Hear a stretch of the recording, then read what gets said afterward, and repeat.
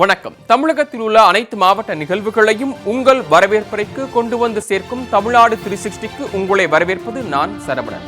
முதலில் தலைப்புச் செய்திகளை பார்க்கலாம். கார்த்திகை மாதம் பிறந்ததால் ஐயப்ப சீசன் தொடங்கியது. கருப்பு வேட்டி, சட்டைகள் மற்றும் பூஜை பொருட்களின் விற்பனை அதிகரிப்பு.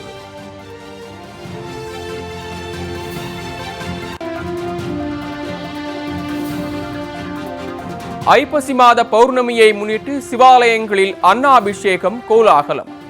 வருடத்திற்கு ஒரு முறை மட்டுமே நடைபெறும் நிகழ்வை காண பக்தர்கள் வழிபாடு.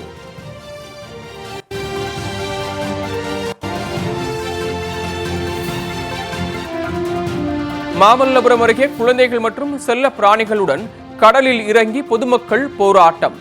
கடல் அரிப்பை தடுக்க தூண்டில் வளைவு அமைத்து தருமாறு அரசுக்கு கோரிக்கை.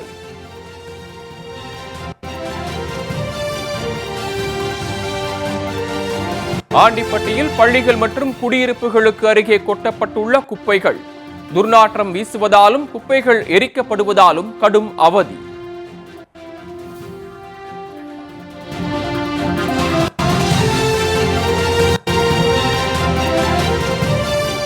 திண்டுக்கல்லில் ஒரே நாளில் 2 அணைகளில் இருந்து பாசனத்திற்கு தண்ணீர் திறப்பு. 10,000 ஏக்கர் விளைநிலங்கள் பாசன வசதி பெறும் என தகவல்.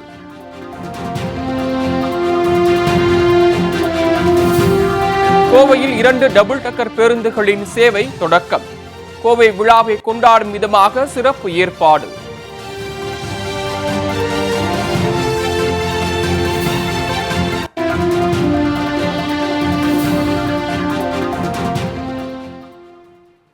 தொடர்ந்து செய்திகளை விரிவாக பார்க்கலாம். ஐயப்ப சீசன் இன்று தொடங்கியுள்ள நிலையில் மாலை, வேட்டி, சட்டைகள் மற்றும் பூஜை பொருட்களின் விற்பனை அமோகமாக நடைபெற்று வருகிறது. ஐயப்பனுக்கு உகந்த மாதமான கார்த்திகை இன்று தொடங்கி உள்ளது.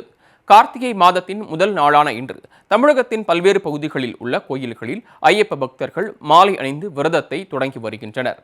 இந்நிலையில் புதுக்கோட்டை மாவட்டம் திருமயத்தில் உள்ள பூஜை பொருட்கள் விற்பனை கடைகளில் ஐயப்ப பக்தர்கள் மாலைகள், வேட்டி, சட்டைகள் மற்றும் பூஜை பொருட்களை வாங்கிச் செல்கின்றனர். இதேபோன்று தேனியில் உள்ள பூஜை பொருட்கள் விற்பனை கடைகளிலும் ஐயப்ப பக்தர்களின் கூட்டம் அலைமோதியது. துளசி, சந்தனம், ருத்ராட்சம், மணி போன்ற மாலைகளையும் கருப்பு வேட்டி சட்டைகளையும் பக்தர்கள் வாங்கினர்.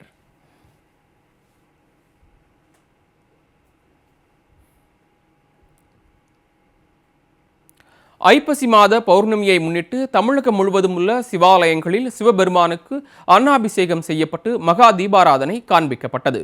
சிவனுக்கு செய்யப்படும் அபிஷேகங்களில் மிகவும் உயரியதாக கருதப்படுவது அன்னாபிஷேகம்.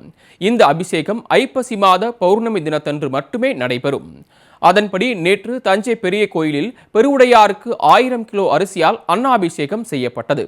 மேலும் வெங்காயம், தக்காளி, மாங்காய் போன்ற காய்கறிகளால் பெருவுடையாருக்கு சிறப்பு அலங்காரம் செய்யப்பட்டு மகா தீபாராதனை காண்பிக்கப்பட்டது.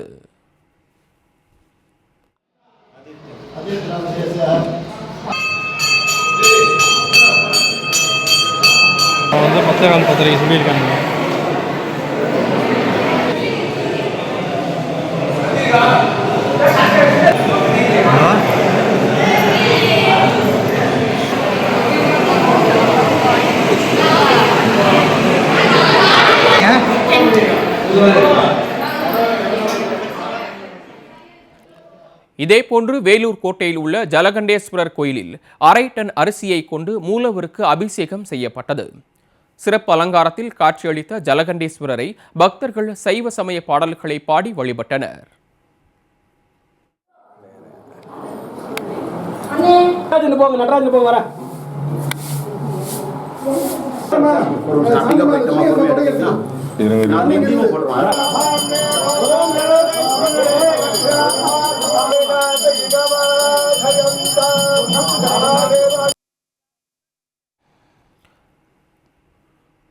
தர்மபுரியில் உள்ள மகாலிங்கேஸ்வரர் கோயிலிலும் அன்னாபிஷேகம் வெகு விமர்சையாக நடைபெற்றது. இதில் திரளான பக்தர்கள் கலந்து கொண்டு வழிபாடு செய்தனர். திருவண்ணாமலை மாவட்டம் ஆரணி, போளூர், சேத்துப்பட்டு போன்ற பகுதிகளில் உள்ள சிவ ஆலயங்களிலும் அன்னாபிஷேகம் கோலாகலமாக நடந்தது.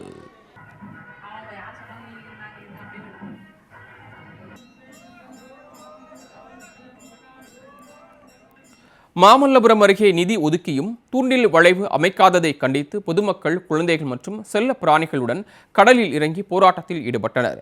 செங்கல்பட்டு மாவட்டம் திருப்போரூர் ஒன்றியத்திற்குட்பட்ட நெம்மேலியில் ஏராளமான மீனவ குடும்பங்கள் மற்றும் பொதுமக்கள் வசித்து வருகின்றனர். அங்கு அடிக்கடி கடல் அரிப்பு ஏற்படுவதால் அப்பகுதி மக்கள் பெரும் அச்சத்துடன் வசித்து வரும் நிலை ஏற்பட்டுள்ளது.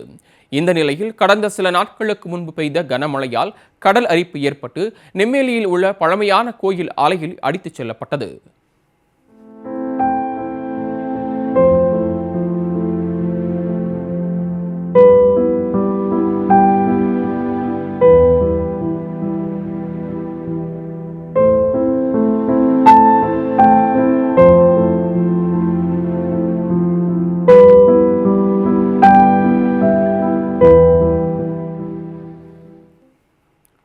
இதே நிலை வீடுகளுக்கும் ஏற்படாமல் இருக்க தூண்டில் வளைவு அமைத்து தரக்கோரி நெம்மேலி பகுதி மக்கள் கடலில் இறங்கி போராட்டத்தில் ஈடுபட்டனர். 2023-2024 நிதியாண்டில் நெம்மேலியில் தூண்டில் வளைவு அமைக்க 25 கோடி ரூபாய் நிதி ஒதுக்கியும் இதுவரை தூண்டில் வளைவு அமைக்காதது ஏன் என்று அவர்கள் தமிழக அரசுக்கு கேள்வி எழுப்பியுள்ளனர். கடல் ஒன்றில் இந்த கரைக்கு கறந்ததுன்னா எங்கள் கடலே ஊருக்குள்ளே தான் இருக்கும். அதுக்கப்புறம் அமைச்சர்களும் இல்லை எம்எல்ஏக்களும் இல்லை எல்லா அதிகாரிகளும் எங்களுக்கு நிவாரணம் வழங்குறதுல முன்னுரிமையாக இருப்பாங்க.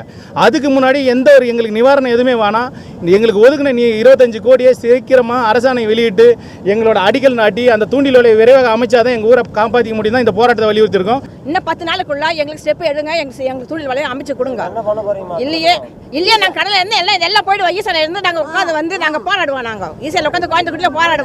இல்லையா நாங்கள் எல்லாம் கடலில் விழுந்துருவோம். நாங்கள் எல்லாமே ஒத்தோட எல்லாமே கடல் தான் இருப்போம். நாங்கள் கோயம்புத்தூர் எல்லாம் போராடுவோம். அதை பற்றி நாங்கள் பாதி உயிர் போன மாதிரி இப்போ போயிடுச்சு. காலகாலமாக இந்த ஊரே எல்லாம் பாதி போயிடுச்சு.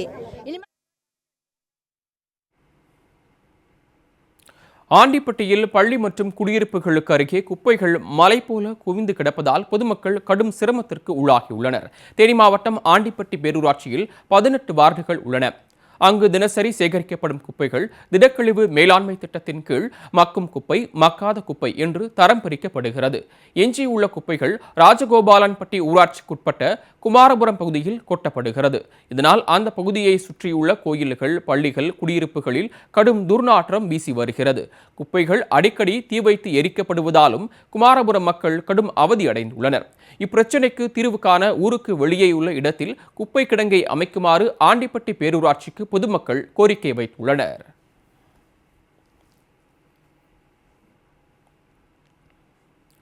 திண்டுக்கல்லில் பாலாறு, பொருந்தலாறு அணை மற்றும் குதிரையாறு அணையிலிருந்து பாசனத்திற்காக தண்ணீர் திறக்கப்பட்டுள்ளதால் விவசாயிகள் மகிழ்ச்சி அடைந்துள்ளனர். மேற்கு தொடர்ச்சி மலை பகுதிகளில் பெய்து வரும் கனமழையால் பாலாறு, பொருந்தலாறு மற்றும் குதிரையாறு அணைகள் வேகமாக நிரம்பின.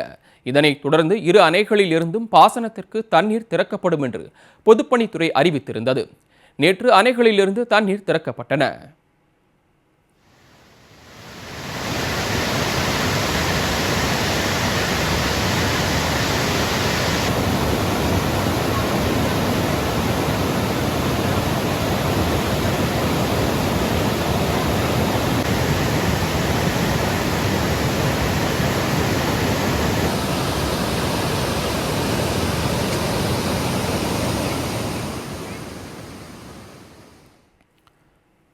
நூற்று 120 நாட்களுக்கு பாலாறு, பொருந்தலாறு அணை மற்றும் குதிரையாறு அணையிலிருந்து தண்ணீர் திறக்கப்படுவதால் 10,000 ஏக்கர் விளைநிலங்கள் பாசன வசதி பெறும். அணை திறப்பு விழாவில் பழனிசார் ஆட்சியர் கிஷன்குமார் மற்றும் பொதுப்பணித்துறை அதிகாரிகள் கலந்து கொண்டனர்.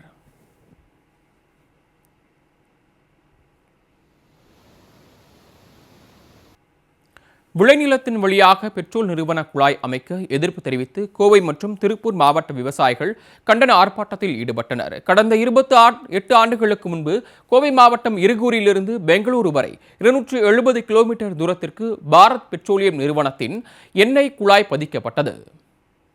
தற்போது அந்த குழாய் அருகில் மற்றொரு பெட்ரோல் குழாயை அமைக்கும் பணி நடைபெற்று வருகிறது. விளைநிலங்களின் வழியாக குழாய்கள் அமைக்கப்படுவதால் இந்த திட்டத்திற்கு சூலூர், ராவத்தூர் உள்ளிட்ட கிராம விவசாயிகள் கடும் எதிர்ப்பு தெரிவித்து வருகின்றனர். இந்நிலையில் பெட்ரோலிய குழாய் அமைக்கும் பணியை தடுக்க வலியுறுத்தி கோவை மற்றும் திருப்பூர் மாவட்ட விவசாயிகள் சூலூரில் கண்டன ஆர்ப்பாட்டத்தில் ஈடுபட்டனர். விளைநிலங்கள் வழியாக அமையவுள்ள புதிய குழாய்களை சாலைகள் வழியாக அமைக்குமாறு விவசாயிகள் வலியுறுத்தியுள்ளனர். மேற்கு மண்டல விவசாயிகள் மாநாட்டிலே கலந்து கொண்டு விவசாயிகள் அனுமதி இல்லாமல் ஒரு அடி நிலத்தை கூட எடுக்க மாட்டேன் என எங்களுக்கு வாக்குறுதி கொடுத்திருக்கிறார். தேர்தல் அறிக்கையிலே இதே ஐடிபிஎல் திட்டத்தை நான் ஆட்சிக்கு வந்தால் சாலையோரமாகத்தான் அமைப்பேன், விவசாயிகளிடம் கட்டாயம் துன்புறுத்த மாட்டேன், அச்சுறுத்த மாட்டேன் எங்களுக்கு வாக்குறுதி கொடுத்திருக்கிறார். அப்ப எல்லா திட்டங்களும் சாலையோரமாக அமைக்கப்படும் போது இதே பாரத் பெட்ரோலிய நிறுவனம் விவசாய நிலத்திலே 30 ஆண்டுகளுக்கு முன்பு நாங்கள் விழிப்புணர்வு காலத்தில் வைத்துக் கொண்டு நான் அங்கதான் அமைப்பேன், விவசாய நிலத்தை பறிப்பேன், உரிமையை பறிப்பேன் என்று அடம் பிடிப்பதும் அதற்கு மாவட்ட நிர்வாகம் காவல்துறை பாதுகாப்பு வழங்குவதும் கடுமையான கண்டனத்திற்கு உரியது. அதனைத் தொடர்ந்து ஆர்ப்பாட்டத்தில் ஈடுபட்ட விவசாயிகளுடன் போலீசார் மற்றும் வருவாய்த்துறையினர் பேச்சுவார்த்தை நடத்தினர். மாவட்ட ஆட்சியரை நேரில் சந்திக்க நடவடிக்கை எடுப்பதாக அதிகாரிகள் உறுதியளித்ததால் விவசாயிகள் கலைந்து சென்றனர். ஈரோட்டில் பெய்த கனமழையால் சாலைகளில் மழைநீர் குளம் போல் தேங்கி வாகன ஓட்டிகள் கடும் அவதியடைந்தனர். ஈரோட்டில் நேற்று காலை முதலே வானம் மேகமூட்டத்துடன் காணப்பட்ட நிலையில் மாலை 4 மணி அளவில் கனமழை பெய்ய தொடங்கியது. சம்பத் நகர், வீரவன் சத்திரம், மரப்பாலம், இடையன்காட்டு வலசு, ரயில் நிலைய சந்திப்பு உள்ளிட்ட இடங்களில் கனமழை கொட்டி தீர்த்தது.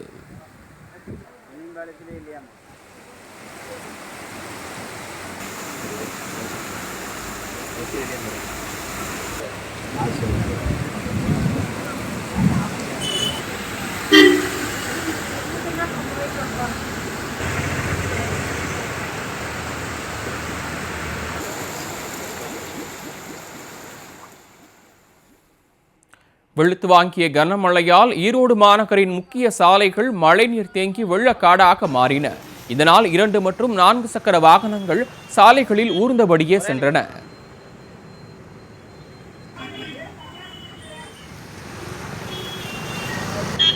ஒரே நிமிஷம்.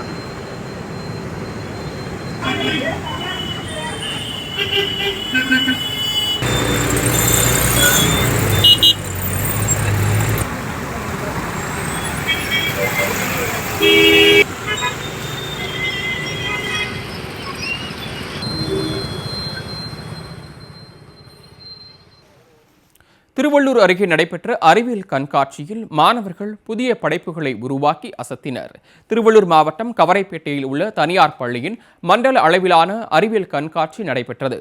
இதனை இஸ்ரோ விஞ்ஞானி சுபநந்தன் தொடங்கி வைத்தார். இந்த கண்காட்சியில் 57 பள்ளிகளைச் சேர்ந்த 182 மாணவர்கள் கலந்து கொண்டு தங்களது அறிவியல் கண்டுபிடிப்புகளை காட்சிப்படுத்தினர். பார்வை மாற்றுத்திறனாளிகளுக்கு உதவும் விஷன்மெட், விபத்துகளை தடுக்கும் வாகனம், இயற்கை பேரிடர்களை முன்கூட்டியே தெரிவிக்கும் கருவி போன்ற மாணவர்களின் கண்டுபிடிப்புகள் அனைவரது கவனத்தையும் ஈர்த்தன.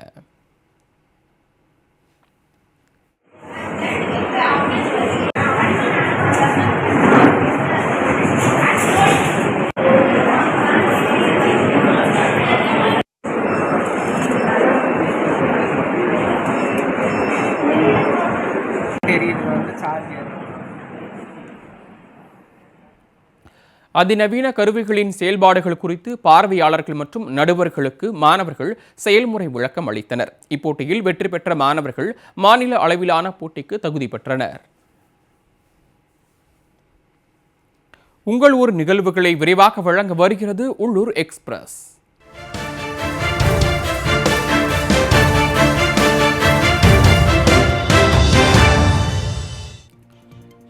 திண்டிவனத்தில் விபத்துகள் அதிகம் நடைபெறும் பகுதியில் அமைக்கப்பட்டுள்ள சாலையில் விரிசல் ஏற்பட்டுள்ளதால் வாகன ஓட்டிகள் அச்சமடைந்துள்ளனர். திண்டிவனத்தில் உள்ள சென்னை திருச்சி தேசிய நெடுஞ்சாலையில் தினந்தோறும் ஆயிரக்கணக்கான வாகனங்கள் வந்து செல்கின்றன. அங்கு விபத்துகள் அடிக்கடி நடைபெற்று வரும் நிலையில் புதிதாக அமைக்கப்பட்ட தார் சாலையில் விரிசல் ஏற்பட்டுள்ளது. பெரும் அசம்பாவிதங்கள் ஏற்படும் முன்பு சாலையை சீரமைக்குமாறு நெடுஞ்சாலை துறையினருக்கு வாகன ஓட்டிகள் கோரிக்கை விடுத்துள்ளனர்.